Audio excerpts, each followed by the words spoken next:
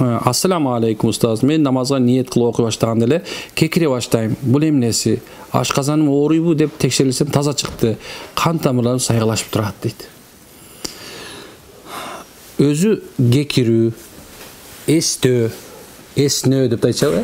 Эстөө, оозун ачып эстөө. Ошол эмезде субхана көздөн жаштын чыгышы, кандай бир диний амалдарды кылып атканда, ошол адамда бул жиндердин белгиси эмес ал. Ал адамда ушу каты бир көзүгүп кеткен, назар өтүп кеткендин белгиси болот. Ошол Куран аяттарынын баардыгын окуганда эле мисалы алса, намаз өзү зикир да, туурабы? Зикир анын ичинде Куран окуш эмне фарз, туурабы? Ошон аль-Фатиха, ошон эле зам сүрө окуйбуз. Ал Куран эмнеси? Шифа. Караңыз, ошол Курандын эрсеси менен ошол адамдагы жанакыл кимде катуу көзүгүп кеткен болсо, кээбилер кекирип деп башташы мүмкүн. Бул ошол адамда мындай катуураак бир жанагындай сук деп коебуз, кыргызча сук, хасат болушу мүмкүн. Мына ошондой нерсе менен болот. Бирок жин кирип келе турган болсо, ал адам кекирбейт, эч нерсе кылбайт. Ал адам намазды окуй албай кыйналат. Намазга Аллаху акбар деп тургандан баштап, аягына чейин титиреп, денелери ысып, ушундай бир катуу кыйналышы мүмкүн ал адам. Ушуну унутпашыбыз керек, субханалла. Намазда эгерде кимден ушуну кекирип аткан болсо, же болбосо ушуну жанагындай эстеп аткан болсо, ушуну көзүнөн жаш чыгып аткан болсо, ал адам некен иншалла намаздын себеби менен тазаланып атат деп койсоңуздар болот экен.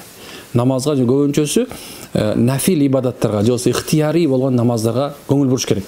Парз намаздардан тышкары. Анткени себеп парз намаздар өкүм болгон болсо, ыктыярдуу болгон намаздар пенденин Аллахтын алдында болгондо Аллахтын алдында шүкүрчүлүгү.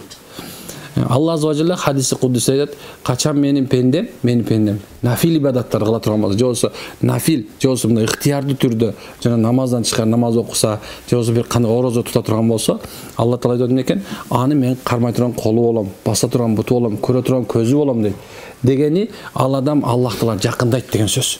Канчалык Аллахка жакындаган сайын ошондой болот. Ошол канча Аллахка жакындаган сайын бир адам, мисалы бир адам садака бай болсо, садака менен жакындашы мүмкүн, ден соолусу орозо менен болушу мүмкүн, убактысы болсо намаз менен, карасаң канча нерсе бар. Ушундай даражада акырындык менен жакындай бериш менен иншалла ошол жанакындай нерседен өзүнөн өзү кутулуп калат.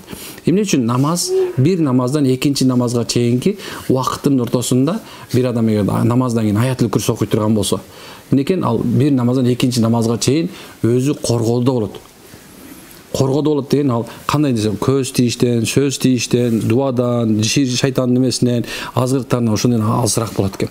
Ошол себептен билиңиздер, намазга киргенде жанагындай акыбал болуп атса, анда сизге көз жүгүп турса дагы сөзсүз ошол замат ушул көз тийүүнүн кантип кутулуу керек экендигин угуп, көрүп, анан кийин ошого амал кылсаңыз да жакшыраак болот иншалла.